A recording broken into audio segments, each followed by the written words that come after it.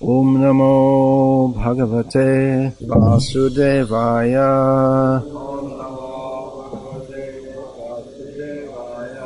Om Namo Bhagavate Vasudevaya. Om Namo Bhagavate Vasudevaya. Srimad Bhagavatam, Canto 11, Chapter 14, Text 3. Translation by some of Srila Prabhupada's disciples. Shri Bhagavan Uvacha Kalena Nashta Pralaye Vaniyam Veda Sangita Mayadau Brahmane Prokta Dharmo Yasyang Madatmakaha. Translation: the Supreme Personality of Godhead said, by the influence of time, the transcendental sound of Vedic knowledge was lost at the time of annihilation. Therefore, when the subsequent creation took place, I spoke the Vedic knowledge to Brahma, because I myself am the religious principles enunciated in the Vedas. Purport: Lord Krishna explains to Uddhava that although many processes and concepts of spiritual realizations are described in the Vedas ultimately recommend devotional service to the Supreme Lord. Lord Krishna is the reservoir of all pleasure, and his devotees directly enter into the Lord's haladini, or pleasure-giving potency. Somehow or other one must fix one's mind in Lord Krishna, and that is not possible without devotional service. One who has not developed his attraction to Lord Krishna cannot restrain the senses from inferior engagements. Since other Vedic processes do not actually award Lord Krishna to the practitioner, they cannot offer the highest benefit in life. The transcendental sound of the Vedas is itself the highest evidence. But one whose senses and mind are entangled in sense gratification and mental speculation, and whose heart is therefore covered by material dust, cannot directly receive the transcendental Vedic message. Thus one cannot appreciate the exalted position of devotional service to the Lord. 2 verses prior to this, Sri Uddhava said, my dear Krishna, the learned sages who explain Vedic literature recommend various processes for perfecting one's life. Considering these varieties of viewpoint, my Lord, please tell me whether all these processes are equally important or whether one of them is supreme. It's a very important question, isn't it? Since there's so much still today, and always will be in this material world, so many different ideas propagated, and everyone will say it is the best. Everyone will say that this idea is the best. Actually, when I first went to an ISKCON center, Bhaktivedanta Mana, I had a similar question. I said that, I asked the devotees that everyone says their path is the best. Why should I believe you?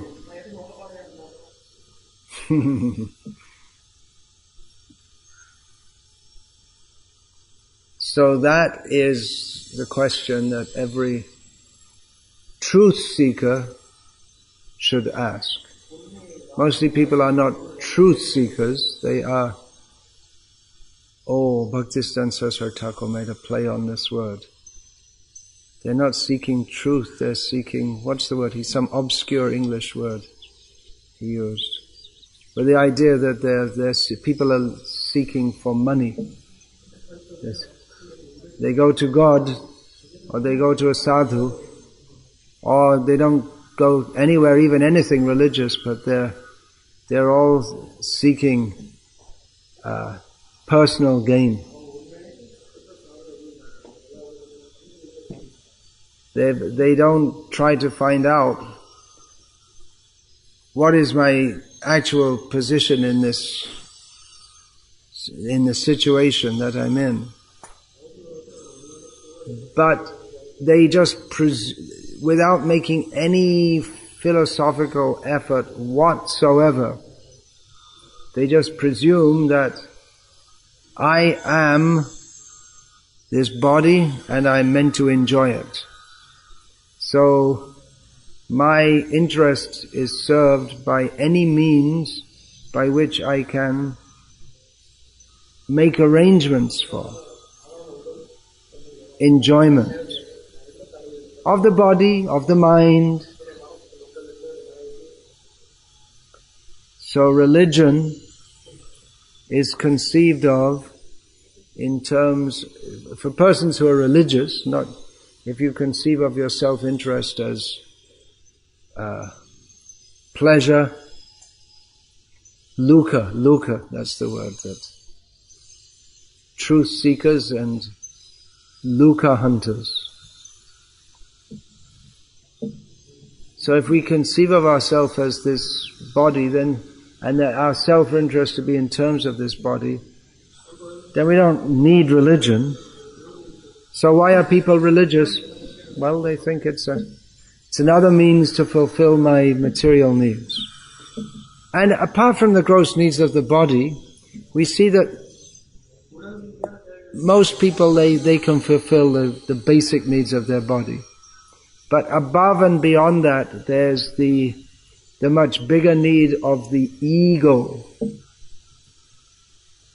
Just like in modern life, it's considered a necessity to have some form of artificial transportation. Beginning with the humble bicycle, going up to the moped, then the motorbike, and then the car. And some people who are very rich, not many people in this country, but in America there are many who have their own private airplane. So mostly the car. In India, I used to see many bicycles, then it became many motorbikes, and gradually it's becoming more and more cars.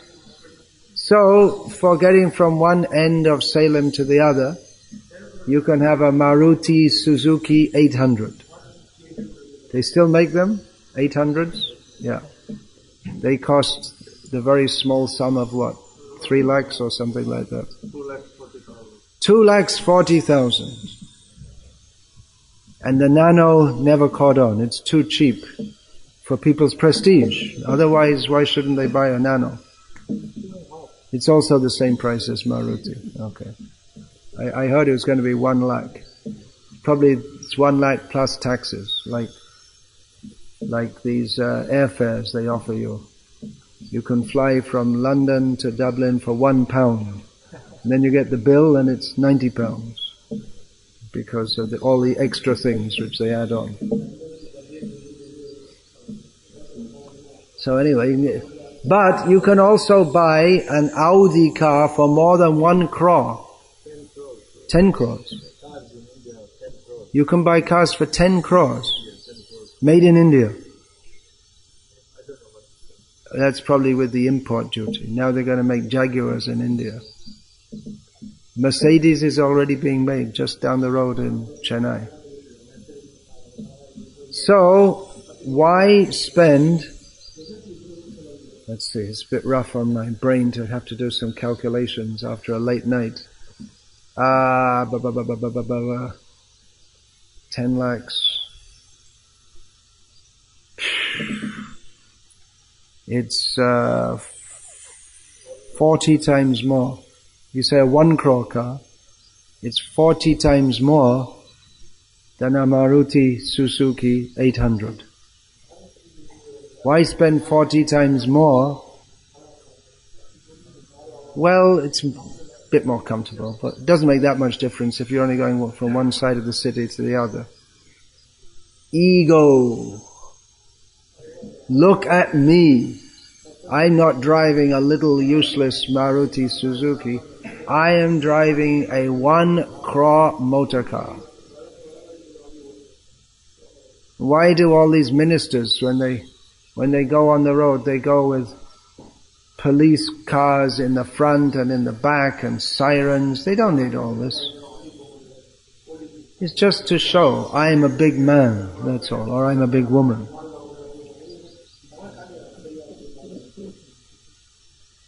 Some of them are really big. I mean, no one can deny that the chief minister of Tamil Nadu is a very big woman in all respects. Have to be careful what you say, because big ego, and they don't like to hear things like this. Don't send this to her. So, yeah, people approach God also, some religious process. God, improve my condition. If there's any God, make me big. Or they decide that I'm God. Although no one except themselves will agree. And maybe they can get some followers. Rascals. So, people also in religious processes, whatever people, in material consciousness, whatever people identify with, they try to promote that as the best. Or if it's clearly not the best, then they go to the other extreme and say that it's the worst. Because it has to be the most something or other. If we're not the best, we're the worst. You go to prison. What did you do? I just stole some clothes from a shop. Yeah, useless. I killed 20 policemen and slit their throats. Oh, really? Big guy. Whoa. In the prison, the people have the more evil they are, the more, of course the child abusers, even the prisoners don't like them. They hate them. Anyway, I wanted to go through this a little quickly, but so I'll go through. So Uddhava says, "My dear Lord, you have clearly explained the process of unalloyed devotional service, by which a devotee removes all material association from his life, enabling him to fix his mind on you." So practically Uddhava gives the answer to his question by saying that, well, anyway, the best process is bhakti, but then why do all these people have all these different ideas? Why are there so many different religions and ideas in the world? And then Krishna goes on to explain. The verse we just read now, Shri Bhagavan Uvacha Kalena Nashta Palaye Vani Yang Veda Sangita Mayadau Brahmane Prokta Dharma Yasyang Adatmakaha. The Supreme Personality of Godhead said, by the influence of time, the transcendental sound of Vedic knowledge was lost at the time of annihilation. Therefore, when the subsequent creation took place, I spoke the Vedic knowledge to Brahma, because I myself and the religious principles enunciated in the Vedas. Next verse, Lord Brahma spoke this Vedic knowledge to his eldest son Manu, and the 7 great sages headed by Bhrigu Muni then accepted the same knowledge from Manu. So this clearly is parallel to the statements at the beginning of chapter 4 of Bhagavad Gita. Kalena nashta, here in this verse, and sakalene hamahata yogo nashta parantapa. By the mighty influence of time, this was lost, this yoga science. Here, Krishna says it was lost at the time of annihilation. And then he spoke it to Brahma, who spoke it to Manu.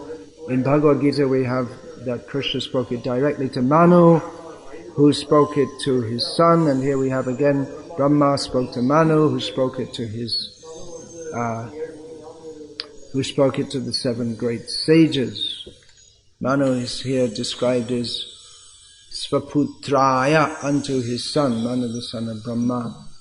From the forefathers, headed by Bhrigu Muni and other sons of Brahma, appeared many children and descendants who assumed different forms as demigods, demons, human beings, guhyakas, siddhas, gandharvas, vidyadharas, charanas, kindevas, kingnaras, nagas, kingpurushas, and so on. All of the many universal species, along with their respective leaders, appeared with different natures and desires generated from the 3 modes of material nature.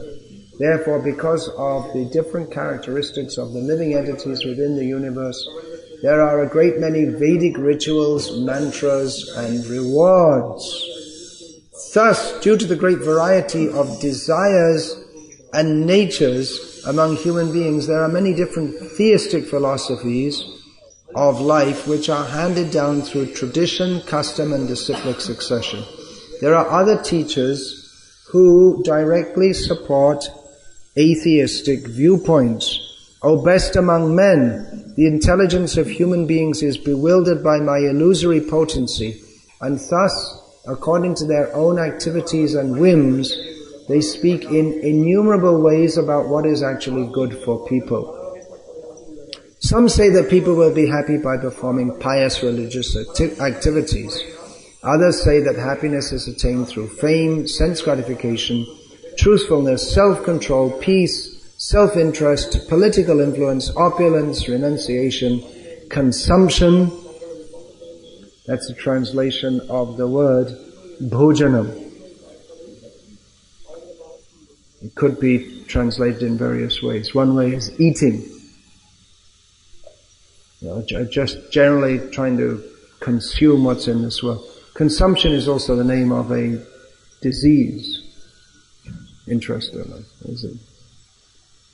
It's an old name for, it's got a new name now. I can't remember what the new name is, but more technical name, but consumption. Gout, maybe. Sacrifice, penance, charity, vows, regulated duties, or strict disciplinary regulation. Each process has its proponents.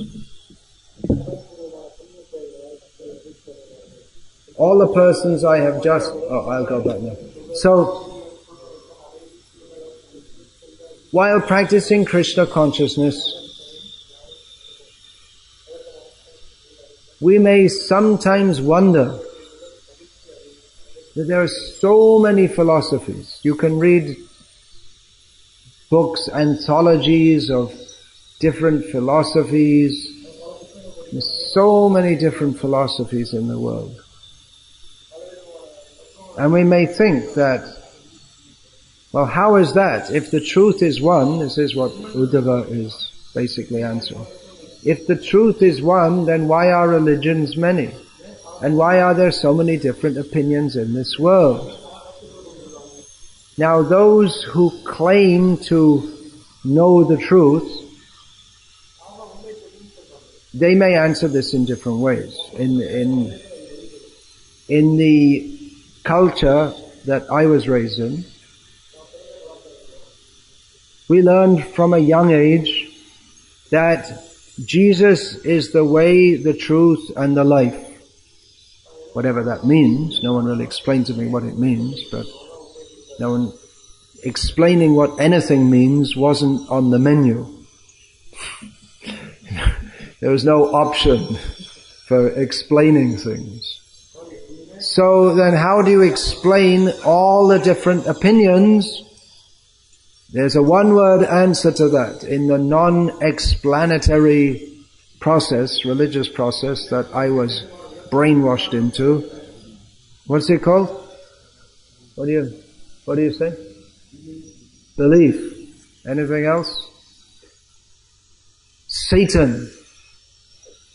Anything else if you believe anything except what the particular church you go to tells you, because of course they're different Christians and they all have different opinions. then it's all Satan. Just the influence of Satan, that's all. Some angel, according to Christian mythology, there was an angel who was living happily in heaven with Jesus. I guess he must have been there at that time. He hadn't come down to save us for all our sins. I guess that was before Adam ate the apple. They're all living happily. But it wasn't a story of they all lived happily ever after. Because Lucifer thought, well, I'm just as good as God. So God kicked him out of heaven. And then he grew some horns. And his angel wings turns into Batman wings. And he became the tempter.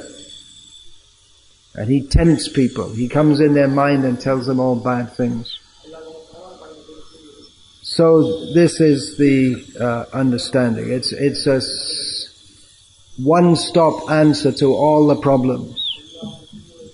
Either you're with Jesus according to our church, which is the only church which has got it right, or you're with Satan. That's all.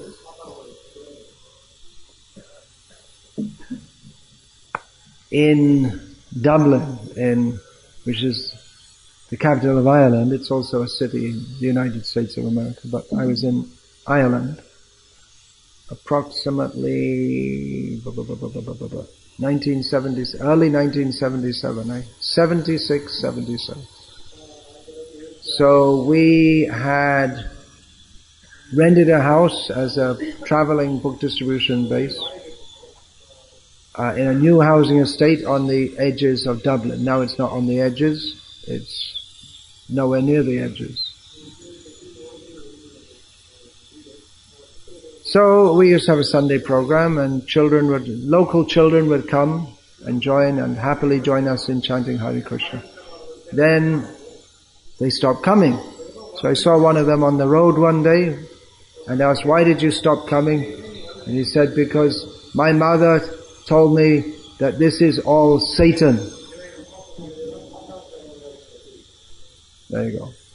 Another anecdote I've told several times from one time I was in our London temple, Soho Street, centre of London. And I walked out and a Christian handed me a pamphlet on which there was a drawing of Satan, which means some guy with fangs and horns and looking extremely evil, holding a plate, and on the plate was cabbages, carrots, cauliflowers, apples, with quotes from the Bible about why you're supposed to eat meat, and if you're a vegetarian, it's all Satan. You'll go to hell. Because we have a vegetarian restaurant adjoined to the temple. So this is the answer to all the... If you ever have any questions, the answer is Satan. If you don't understand anything or you don't believe anything, it's all Satan. That's all.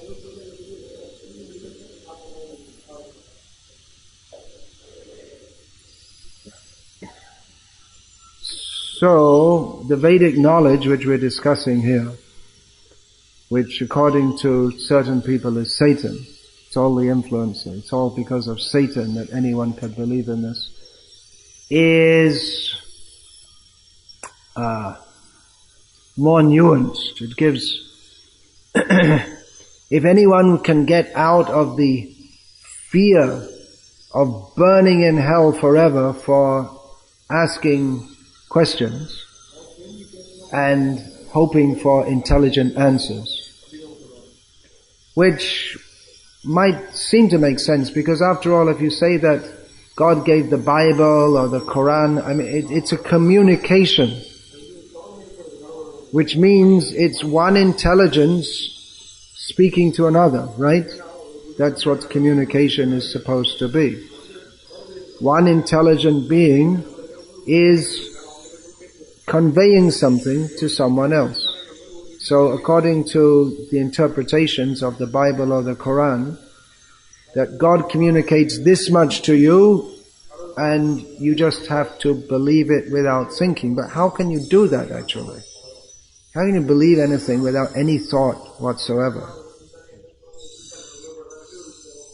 So they have scholars, biblical scholars and Quranic scholars, so they're allowed to think. But you're not allowed to think outside the dogma of the church or the particular branch of Islam that you belong to. You're allowed to think only within that. But we find here that Krishna says that yes, there is Maya. There is Maya.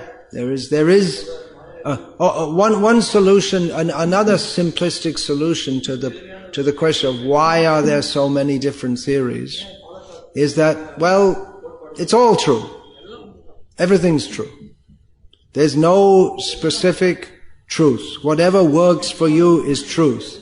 If you believe in Jesus, great. If you don't believe in any God whatsoever, great. Everything's good, everything nice, everything wonderful. Of course, this is another cheating process. Because things don't work like that. For instance, if the idea that, well, let just everyone have their own opinion and then we can all live peacefully together. But for people whose opinion is that we have to proselytize, we have to convert people, we have to smash the heathens. For people who don't believe in that this philosophy would work nicely if everyone believed in it. Just like every other philosophy.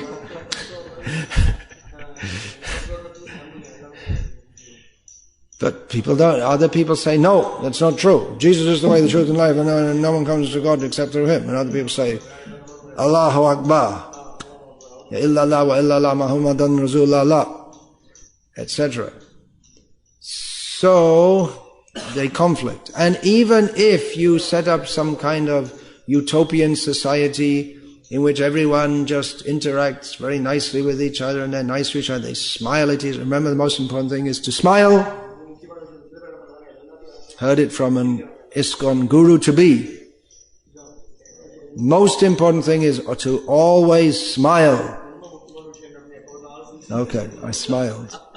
Sorry, I don't do it all the time. I'm just a neophyte devotee. And so, yeah, there's some problems. What are the problems with that? Can you think of any problems with this idea that we're all just nice to each other, we all live peacefully?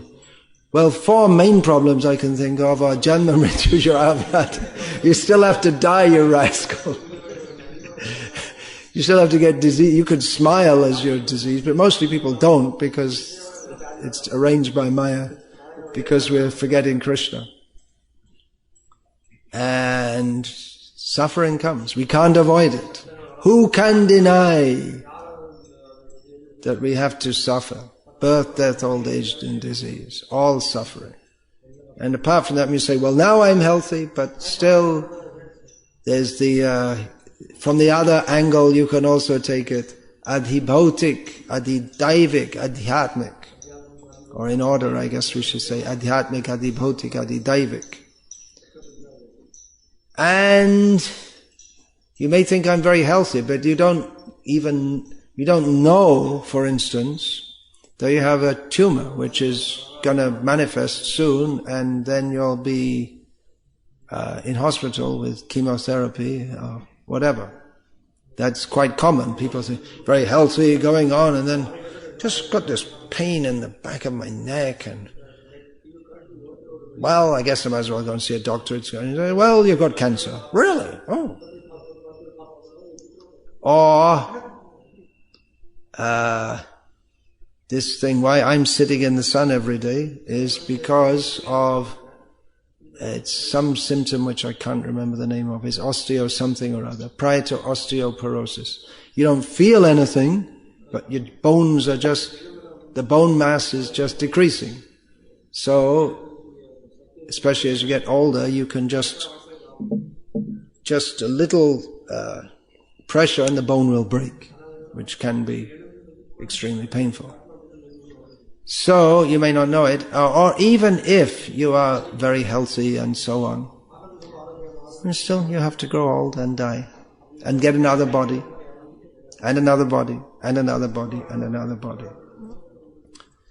So, there are different theories. Why are there different theories? Why are there different philosophies if the truth is one? The truth is one, but also the truth seekers are not many more than one. Manushanang sahasreshu kaschid yatati siddhaye. Not many people are interested. We didn't come to this world for the sake of the truth, we came to this world for the sake of falsity. So, most people, they're not even interested in any philosophical discussion of what is the actual purpose in life. And of those who are, people may take it as some kind of intellectual sense gratification, to have some intellectual discussions. And many different philosophies come because people, even unknown to themselves, they consider themselves to be philosophers, but they start with some axiom in their mind, which they didn't really consider the axiom. For instance, they just presume that we're in this world to be happy. And therefore you get humanists, for instance, who they consider religion is the greatest blight on the history of the human race. So what do we need religion for? So we're just all here we'll all be good humans together. And then there are people who say, well, what about the whales? We shouldn't kill the whales, we should be nice to the animals and do good for the environment. And so there's expanded concept from humanism, environmentalism.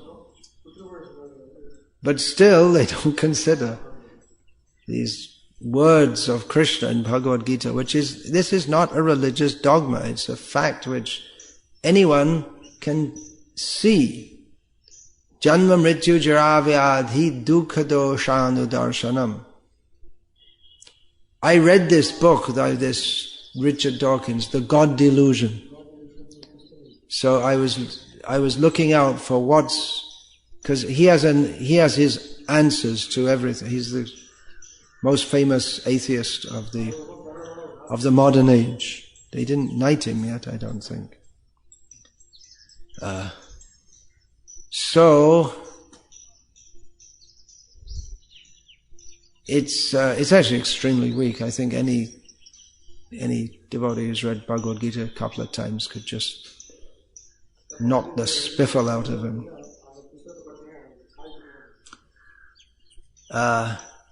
But what's the purpose of, if you're an atheist, what is the purpose of life? And what is the meaning to life? And he said that, well, someone asked me that once, and then I said, well, I expect to have a very good meal. And actually we went to the pub and we all had a good meal. Pretty weak, isn't it? Why are you campaigning all over the world if the purpose of life is just to have a good meal? That's all. There's nothing more. Kimanyat kama haitukam. What is there? What is there more than lust? What is there more than material desire? just so very, very weak. There's no more to, because they have the idea that, well, again, they don't look into what is the nature of consciousness.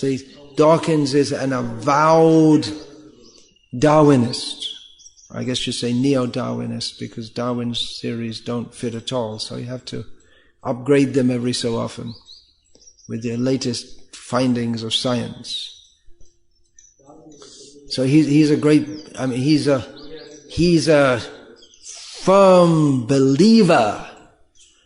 I believe in Jesus. I believe in Darwin. I believe, it's belief that life has come into being by the interaction of different chemicals, which is not a scientific statement, it's a religious statement, actually, or the religion of atheism. It's scientism. So people start off with different axioms. They just presume this must be right. Hitler started off with, we're Germans, and the Germans are the best. But right now we're not. We lost the First World War, and we're under the boots of these nasty French people. Next, we hate the French. And we hate the French, but we hate the Jews more. And we're better people than, we're better, so all these people neighboring us, we just kick them out of our country, which should belong to us, and that makes sense. We need more land, so get out of our land. So it started off with the idea that we are Germans. So it start off at a certain point, but they don't investigate the premise on which their philosophy is built. And they always start off at a point which precludes all proper or genuine philosophical understanding, because they start off with a wrong axiom. And you may say, well, why does God allow this? If there's God, why does He allow it? And some people will say Satan. It's not only a childish and weak explanation, but it's actually a very devious or uncharitable, inasmuch as this is one of the questions I had when I was a kid, after being indoctrinated with Catholic theory for a few years, and I just started to think about it a little bit. And one of the questions was, well, there are different systems of religion throughout the world, and why do you say this is best? And then later I came to understand there's actually very sophisticated philosophical understanding, far more sophisticated than anything in the West. I mean, even the atheism in India is far more sophisticated than in the West. So why do you say that yours is the best? Why? On what grounds? Someone's trying to convince me to be a Christian. So, okay, you're trying to interact with me on the platform of intelligence, but then we've got something much more intelligent to offer you. And it contains all the basic elements of what you say, that there is God, that He wants to deliver us, that we have eternal life with God in the spiritual world, but also a far more sophisticated system of understanding that makes a lot more sense. That's another of my questions. Well, why does God send you to hell forever if you just blow it in one lifetime, if you don't hear about Jesus? And they don't have any good answer. I don't interact much. Generally, we advise not to interact with Christians much. In the last few years, a couple of times, If you try to have any philosophical argument with them, within 5 minutes you can just shut them up. You just ask them a few questions and then they don't know what to say. They don't have any answer. They never thought about it. They're going everywhere trying to preach to people and make them Christian. And then you just ask them some simple question like, well, you say that if you don't believe in Jesus, you go to hell forever. What about all the people before Jesus? What about the people, for instance, in Laos, which is a country, landlocked country to the northeast of Thailand? If you know where Thailand is, or you ever heard of Thailand, where now it's being rampantly taken over by Christian missionaries. But for generations, there was no access to anyone hearing of Jesus. It was a landlocked country, not important economically, politically, or in any other way. Small, full of jungles and tribes. And there was some local kings, and then there was communist rule. And there was for generations, people had no possibility to hear about Jesus. What happens to them? And does God favor the Americans more because they have the opportunity to hear about Jesus? And people in Laos, they didn't have any opportunity. And they don't have any answers to these questions. It's like it never occurred to them. So, this is a much better explanation that Krishna gives here. That there is the original truth. It is disseminated in this world. But there are different people with different aspirations, different ideas. Sometimes they have a different theory just because they want to show themselves to be different. And Na sangyasya rishya matang na bhinnam. You can't be known as a rishi unless you have your own opinion. So you have to think of something else. It's like you have to get a PhD, you have to make some original thesis on something or other that no one's ever thought about or said or done before. So it's like that. To be a rishi, you have to have some new opinion. So it's like that. And people, they come up with all different ideas. And just like Krishna says in Bhagavad Gita, material nature is immutable. Endlessly mutable. So it's different ideas and philosophies, they're also endlessly mutable. You can always change it or give some new twang to it. But it all comes down to forgetfulness of Krishna. But all different varieties. But all the varieties you can basically classify when there's this gross sense gratification and rejection of gross sense gratification. Bhog tyag. That's all. The people are interested in enjoying the mind and the senses, and then some people think, well, I'm fed up with that. Let's get spiritual. Okay, now we'll reject all that. But they don't have a sense of subordination to Krishna. They don't have any love for Krishna. There's neither in bhog or tyag is there love.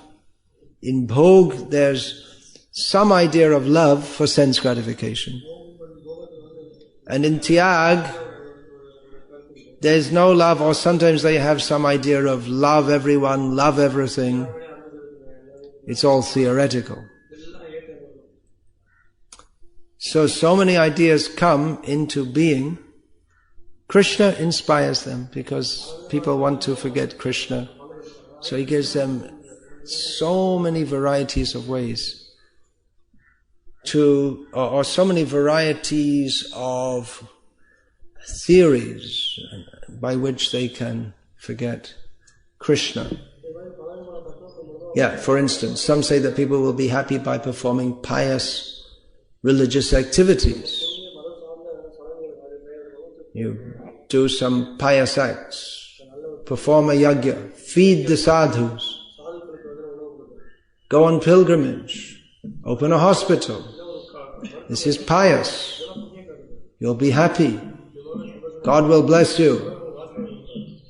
God will bless you that you can go to the heavenly planets, and in your next life you can again be born in a pious family, and then you can again feed the poor, feed the pigeons, and go to the heavenly planets. Tetam bhuktva swarga. What is this?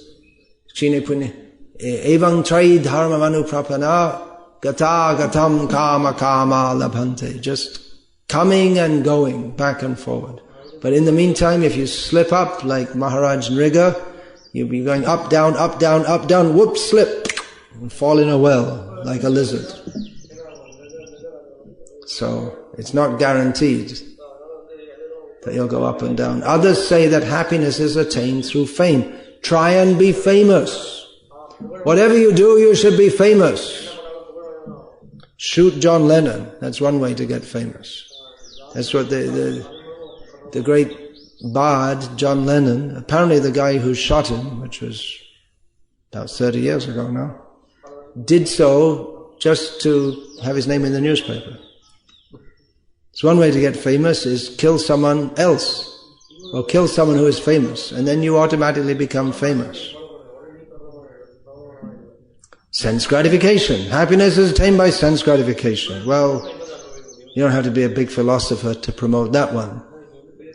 That's the axiom, or the false axiom on which the whole mature world is going.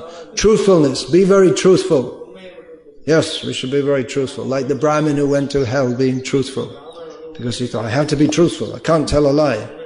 So, yes, that person you want to kill is over there. So, the Brahmin went to hell. Self-control. You can be happy by self. My mind is completely out of control, so let me control it. Then I'll be peaceful. Then I'll be happy.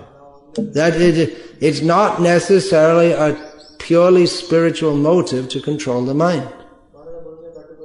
In fact, people whose minds are so grossly out of control, they may be given a drug just to calm their mind. It's very common. There are different, what's the word for that? Drugs, they affect the consciousness. Psychotropic, or what's the word? They affect the consciousness. We used to call them uppers and downers. That's amphetamines, barbiturates. There are some drugs, if you're feeling very depressed, they give you a boost. And others, if the mind is too active, they depress the activity. So, you get up in the morning, you feel depressed. Then, you feel, and then at night, you can't get to sleep, then you go, so it's like just drugged up, that's all. So the self-control, that's the excuse that why so many sadhus, they take ganja. Helps to control the mind. Makes the mind very peaceful, meditative. You see? A cloud of smoke, and their consciousness is merging in a cloud of the impersonal Brahman. It's generally Shaiva Babas.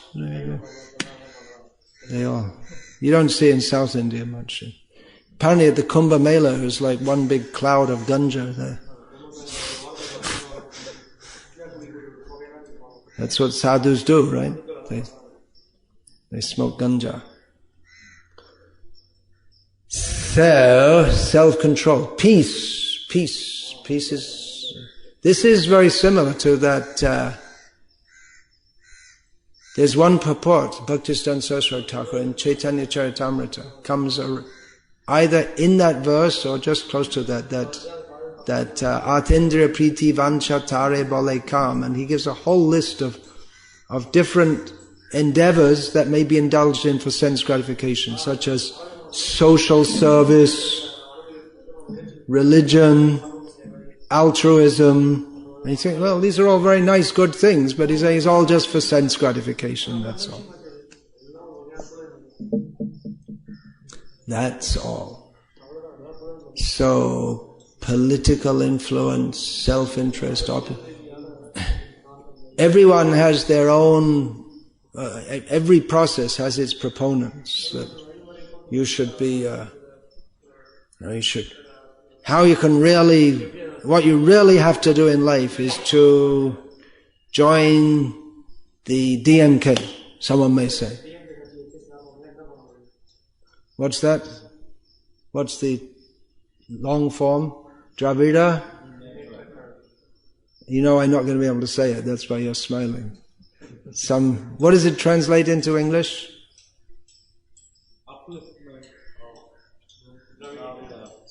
Upliftment of Dravidian society. I see. No God. That's upliftment, rascals. So,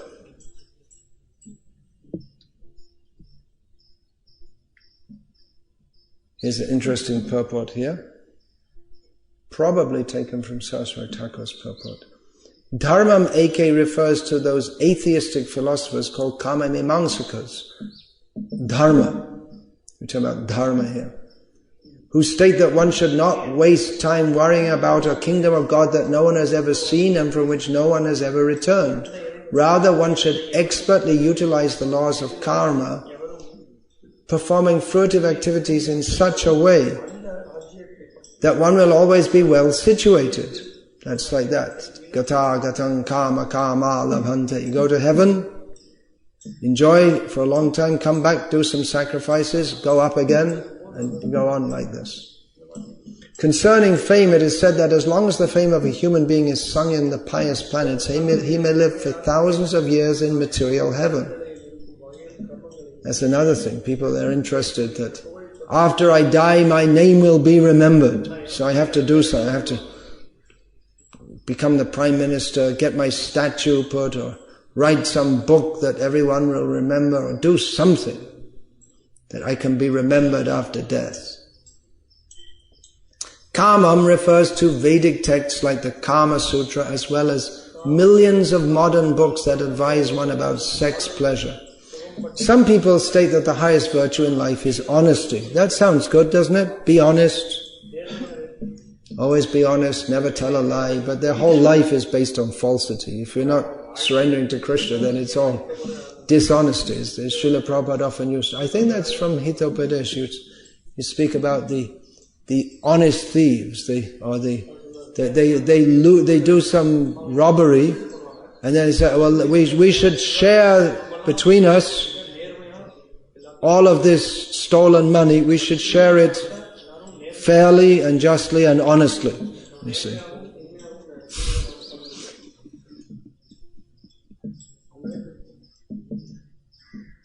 There's a saying in English, dignity among thieves, that they have their own code of dignity. What you have to do, not do, and all this. Others say that the highest virtue in life is self-control, peace of mind, and so on.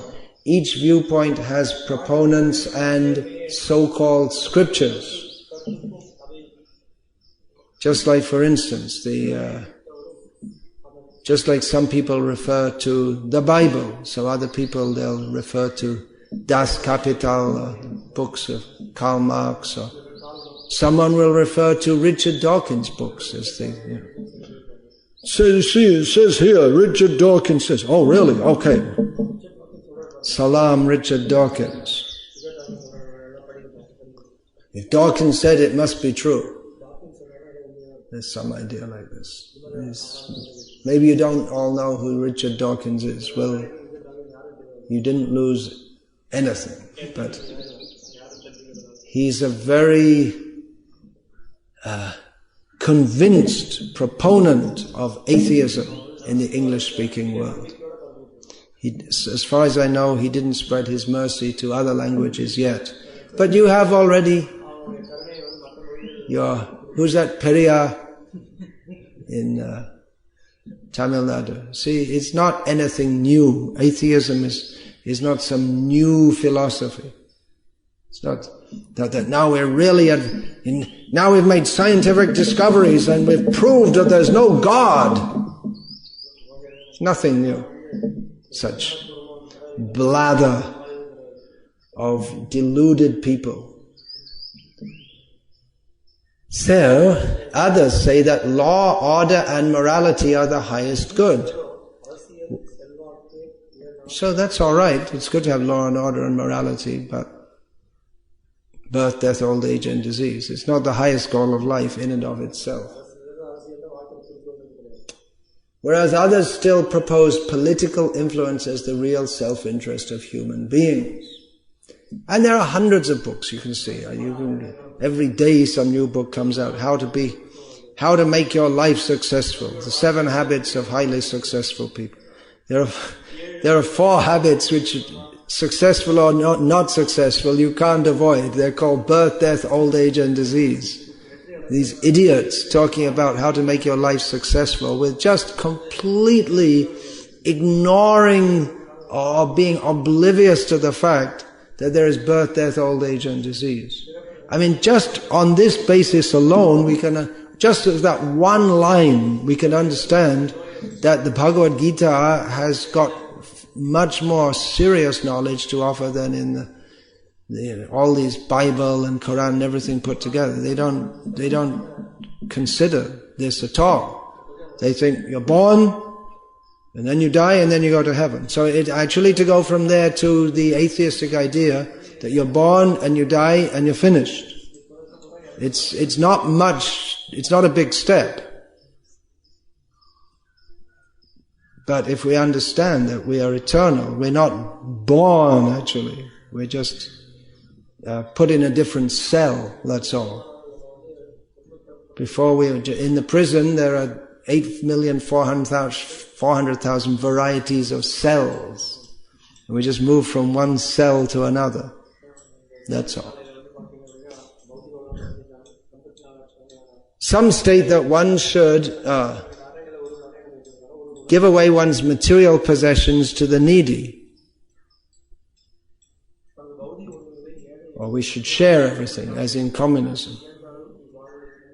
As a kid, I read a story of one boy, his elder brother, this was about, I guess, the 1920s in England it was set in. His elder brother became a Bolshevik. So they're from a fairly well-to-do, rich family. So his elder brother had some fancy camera, which in those days only well-to-do people had such things. So he heard this idea that he heard his brother speaking that we should share everything, we should all be equal. So the younger brother took his camera and messed it up, and the elder brother became really, what are you doing? So, well, you should share everything, and everything belongs to everyone else, and that was the end of his elder brother's Bolshevism.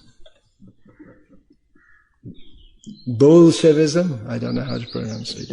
You wouldn't say it in Russian, that's an anglicization. There were 2 groups of communists after the Russian Revolution. 2 main groups.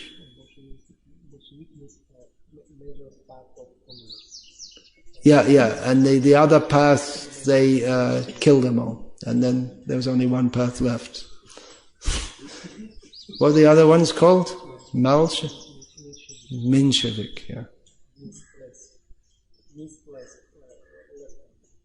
Lesser path. That's what you learned. You went to school in communist Russia, so naturally they taught you that the Bolsheviks were the real ones.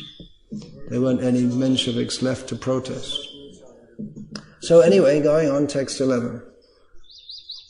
Krishna continues, all the persons I have just mentioned obtain temporary fruits from their material work. Who can argue? Well, some people would argue, no, we go to heaven and we're eternally, we get eternal fruits. But there are so many philosophical problems with their theories that no thoughtful person should take them seriously. In that way you have to I must admit, I do have some sympathy for Dawkins and company, because if the theism that you're presented with is this childish not only in the sense of being extremely simplistic and stupid philosophically, but also very spiteful, just like children are spiteful. So it's like they want to take the main pleasure in heaven, it seems, will be looking down at the people in hell and enjoying how this. And actually, this Thomas Aquinas, who's the greatest theologian one of two great theologians in Christian tradition, and Luther if you're a Protestant. Anyway, he's a massive influence on Christian thought. That was his conception of heaven. That the main thing is you look down and you take pleasure in watching the people suffering in hell. That's not pious at all. It's nasty. So if you're confronted with that, then you can understand why someone would reject it. But then to go from a childish, or to use a fancy word, puerile conception of God to a puerile conception of no God is not really progress.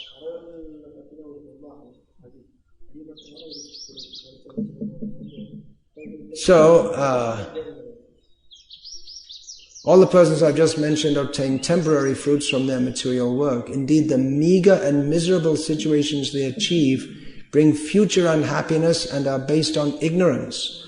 Even while enjoying the fruits of their work, such persons are filled with lamentation. And we see that it's observable that people who have more money, that their position is aspired for by those who have less. But those who have more money, they generally seem to be suffering more than those who have less.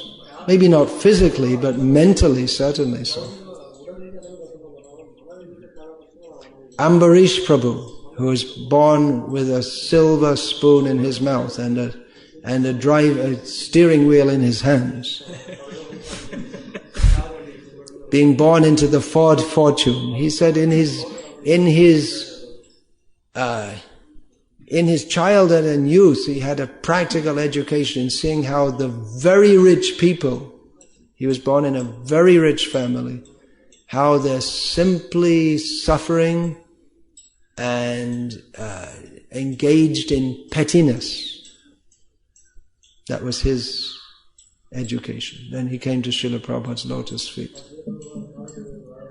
So, the next verse. O learned Uddhava, those who fix their consciousness on me, giving up all material desires, share with me a happiness that cannot possibly be experienced by those engaged in sense gratification. There's a story which appeared in an early edition of Back to Godhead. Early means in the West. It was early, means in the 1960s sometime. This was an article contributed by Hanuman Prasad Poddar of the Gita Press in Gorakhpur, an English article.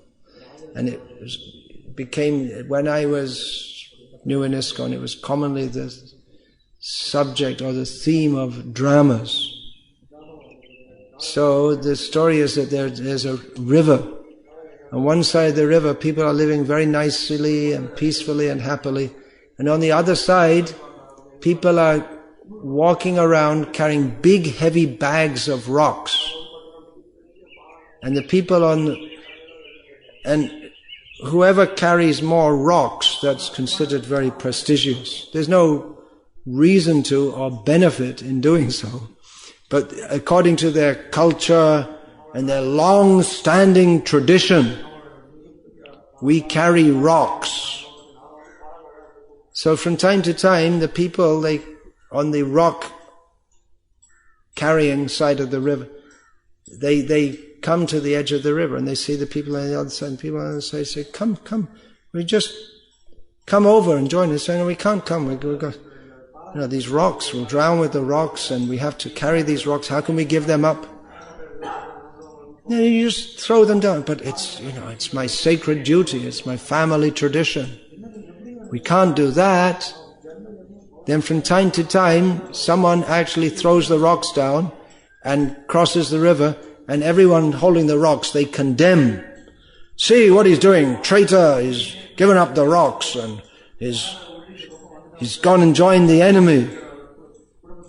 But all you have to do is give up the rocks, which have no use to you, but you get some sense of happiness of thinking that I'm a good, responsible member of society, carrying my rocks like everyone else and upholding our long-standing tradition.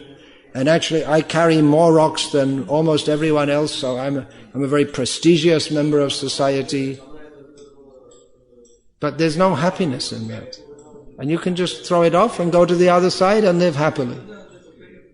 But they're bound by family tradition and by the absurd sense of happiness that they get from carrying rocks.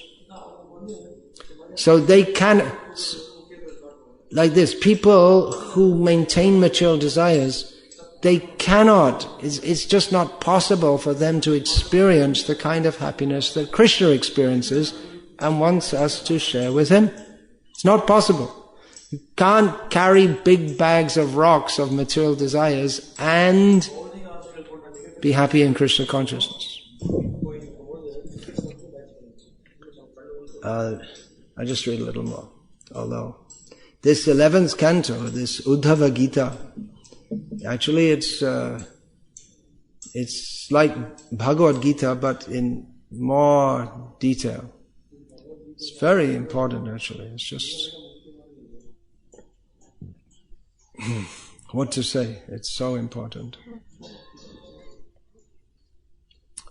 So, one who does not desire anything within this world, Krishna says, who has achieved peace by controlling his senses, whose consciousness is equal in all conditions, and whose mind is completely satisfied in me, finds only happiness wherever he goes. What is the purpose of life? To be happy, to enjoy. But we can only be happy in Krishna consciousness. So this is our real self-interest. Nate vidu swartha gating hi Vishnu. This word swart means self-interest, and generally in Hindi it's considered like not a very good term. Someone who's interested in their own self-interest. But actually everyone is Swartha Bhilashi. Everyone wants their own self. You can't not do that. But we should know that our real self-interest lies in being selfless, in Atma Nivedanam, offering ourselves to Krishna. Anyway, we belong to Krishna. But if we just submit that, all right, Krishna, I'm going to give up this pantomime of being different from you, having a self-interest, having any interest separate to you, and I'll just do what you say. Then one enjoys the happiness of being with Krishna. So one who has fixed his consciousness on me desires neither the position or abode of Lord Brahma or Lord Indra. How about that? We can't imagine what that means. How exalted is that abode?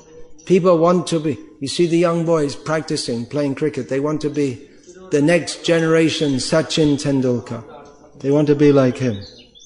Or different people are vying now, who will be the next Prime Minister, even though there's still a Prime Minister there.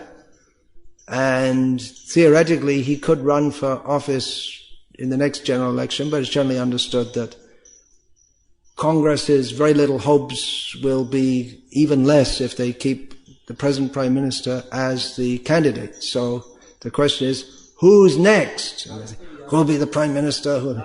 Or someone may want to be the political leader of Pakistan, which is not a very good idea, seeing as most of them end their life earlier than they would have if they simply died naturally. Right? They get hung or blown up or die in a plane accident. These kind of things happen. to leaders, but still people want. So they're aspiring for a big position. But what about Brahma, Indra, far, far above being the head of Pakistan? Or, believe it or not, the position of Sachin Tendulkar. Or Imran Khan. Once I was on a train and there were a couple of Pathans, they looked like. They were like huge guys. They were actually from Pakistan, and they were talking with some Indian boys who were very impressed by these big, very big-bodied people. And they said, and one of them said, he's Pakistani Muslim, and said that this Imran Khan, wo to insan nahi hai, wo Superman hai. He's not an ordinary human being. He's he's like almost they're saying he's God. Imran Khan, for the benefit, you all know, you're all from India, but maybe you're a little young. He was, that time in India there was Kapil Dev, and in Pakistan there was Imran Khan. Who's the greatest cricketer in the world?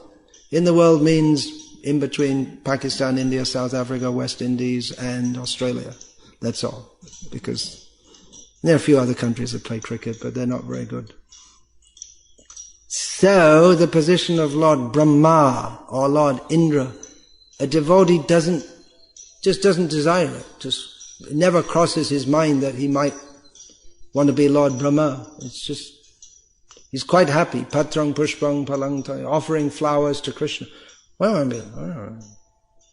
Lord Brahma, what do I want to do that for?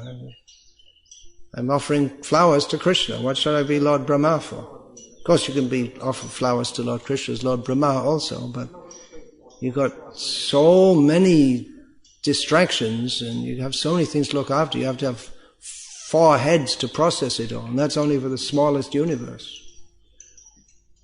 Nor an empire. A devotee does not aspire for an empire on the earth, nor sovereignty in the lower planetary systems, nor the eightfold perfection of yoga. People, they go through so much difficulty to become a yogi and do things like walk over a river.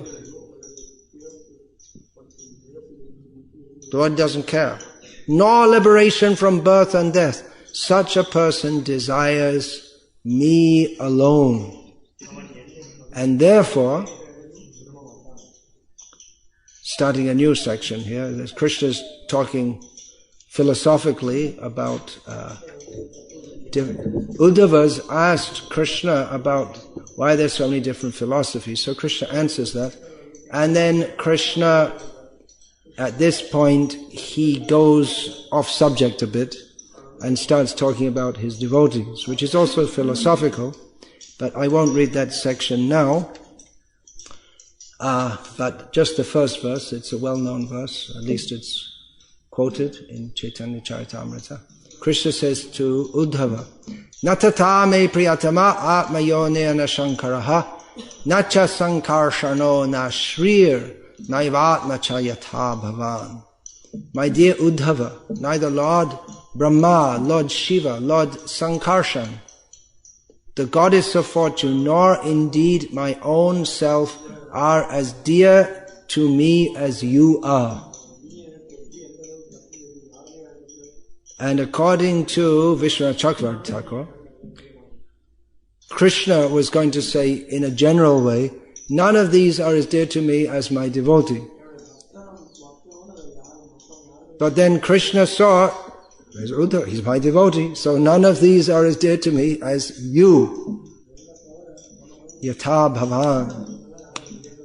So, Hare Krishna, any question about this?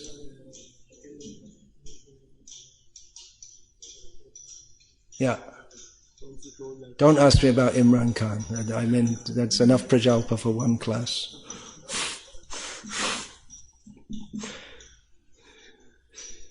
Shouldn't be any prajalpa. But anyway, sometimes we show these kind of examples. I mean, people actually believe that, I mean, it's actually, they think like this. And we can just quote this kind of thing to show how absurd people are. and how they actually think this is right and something very wonderful and desirable. And here we are, by the mercy of Srila Prabhupada, studying Srimad Bhagavatam. Just those Parthans, they were feeling such ecstasy because of being from the same country as Imran Khan. What a perverse reflection of the ecstasy a devotee feels from having a relationship with Krishna. Yeah, go on. Also told that in Vedic culture the differences of understanding are allowed, and when the same person can have yes, no, and yes, no. So in regard to absolute truth, then there also people can have different. In the absolute truth there can be different perspectives also, yes. Just like Mother Yashoda, she doesn't think that Krishna is dancing with the gopis. Yeah, it's the same Krishna, and she sees in the morning she sees all bite marks all over his bodies from the gopis biting him, and she thinks, well, maybe yesterday she makes some other explanation. Maybe when he was out taking the cows, and he fell over or something like this. It's beyond her imagination that Krishna is having nocturnal pastimes with the gopis, because as far as she's concerned, he's just a little boy. It's not possible for it doesn't happen in little boys. So there's different perspective, but they're all within the framework of reality, of sanity. There's so many varieties. There's some will say Vaikuntanath, he is supreme. Others will say Ayodhyapati is supreme. Someone will say that Vrajesh is supreme. And then Krishna, who's Vrajesh? And, well, actually there's Nanda Maharaj, so Vrajesh is Sutta, the son. And then others say, no. Chandravali is supreme. No, Radharani is supreme. So, no, actually it's followers of Chandravali, they say Krishna is supreme. But the followers of Radha say, no, Radha is supreme. So, ultimately we're Shaktas. If you really want the highest theism is Shakta, but not this cutting buffaloes and goats, not that kind of. Oh, we got a bhakta there. All through the class, he didn't say. Now he's saying. Someone appreciated something at last. So everything. Devotees are smartas, we follow. Vaishnav Smriti, we're Shaktas, we worship Shakti, Radharani. We're Advaitavadis, there's Advait, there's only Krishna, no one else. We're Dvaitavadis, Radha Krishna. Everything. Whatever you want to say. Sahajya, yeah, Sahajya. Sahaj means easy, natural, so Bhakti is the easy and natural path. So, whatever you want to say. We've got a better version of it. Anything else? Hare Krishna, Krishna Krishna, Hare Hare, Hare Rama, Rama Rama, Hare Hare. Srila Prabhupada ki Jai.